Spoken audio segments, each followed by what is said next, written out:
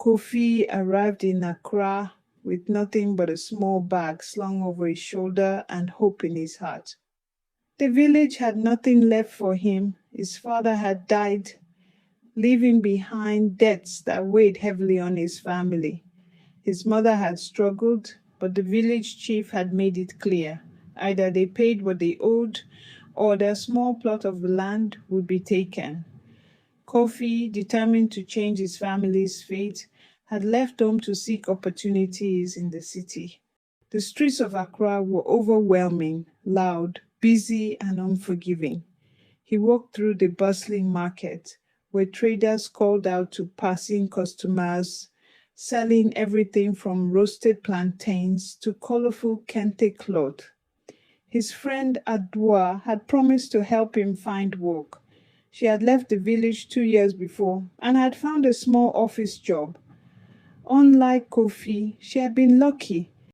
He met his roommates in the small, cramped house he would now call home: Kwame, Kojo, and Mensa. They were young men like him, all struggling to make a living. Kwame worked at a rice mill, and the next day he helped Kofi secure a job there. The work was brutal: long hours, meager pay, and a cruel supervisor named Yor, who saw the workers as nothing more than tools. Kofi endured it because he had no choice. Every cedi he earned was sent home to his mother, but fate had other plans.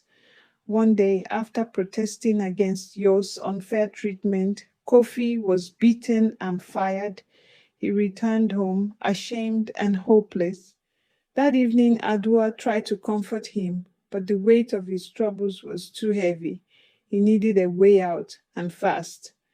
As he wandered the city streets, lost in thought, something caught his eye. A gold-plated pen lay abandoned on the pavement, gleaming under the streetlights. It looked expensive. He picked it up, turning it over in his hands. If it was real gold, he could sell it and make enough money to help his mother. Without thinking twice, he slipped it into his pocket and walked away. Kojo, one of his roommates, had borrowed the pen that night to write something down. In the morning, the news spread through the neighborhood. Kojo had been electrocuted at work. A tragic accident, the authorities said. But Kofi felt a cold fear settle in his bones. He remembered the pen. Had it been a coincidence? He pushed the thought away, convincing himself it was nothing. But then Kwame died. He too had used the pen, jotting down a phone number on a piece of paper. Hours later, at the construction site where he worked part-time, a wall collapsed, crushing him instantly. Kofi could no longer ignore the truth. The pen was cursed. Fear gripped him, but so did desperation. His mother had called the night before, weeping. The village chief had demanded payment. If they couldn't pay, he wanted something else: his mother's servitude. Kofi's anger burned deep. He had to do something. If the pen could kill, perhaps it could be used for a purpose. That night he traveled back to the village. He sought out the chief, a greedy, cruel man who had ruled over their community with an iron fist. Kofi presented him with an official-looking document, claiming it was an agreement for delayed payment. The chief, eager to take advantage, signed without hesitation. 3 days later, he was dead. The village erupted in shock. The powerful chief, gone so suddenly. Some whispered that it was the work of spirits. Others said it was just fate. Kofi remained silent, but deep inside he knew what had happened. And he was relieved. His mother was safe. The land was theirs once again. He had won. Kofi returned to Accra, the pen still in his possession. He could not get rid of it. The temptation was too great. If he could rid the world of one evil man, why not others? People who took advantage of the weak, men like Yor, who had treated workers like dirt, people like Adwa's manager, who had tried to harm her. One by one, he orchestrated their ends.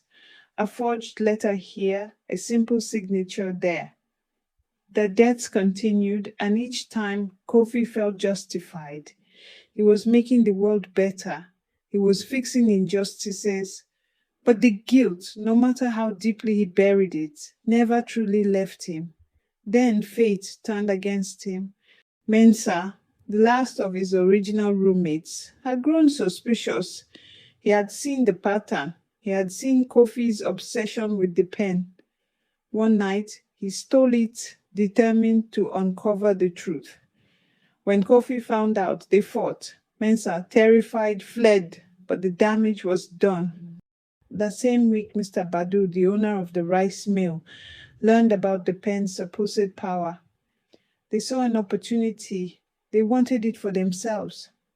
They ambushed Kofi, beating him, forcing his mother to sign over their land using the cursed pen. Kofi woke up to the news that his mother had been electrocuted in her home. Everything unraveled. The anger that had driven him, the belief that he had been doing the right thing, it all shattered. He was no longer in control. The pen had destroyed more than just his enemies. It had taken from him the one person he had been trying to save. Blinded by rage and grief, Kofi took his revenge. Mr. Badu met their fates in the most brutal way possible, but it was not enough. He had lost everything that mattered.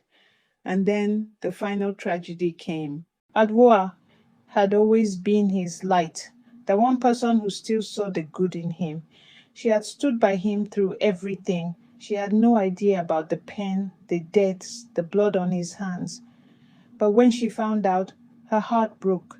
She no longer recognized the man standing before her. In her sorrow, she did the unthinkable. She took the pen and wrote 3 simple words. I love you. She was gone before Kofi could stop her. A scream tore from his throat, but the ink had already dried. Kofi, drowning in agony, tried to use the pen on himself, but the ink had run out. The curse would not allow him the escape of death. It would not let him go so easily. In a fit of madness, he hurled the pen into the street, wanting nothing more than to be free of it. It clattered to the ground, rolling until it stopped at the feet of an unsuspecting stranger.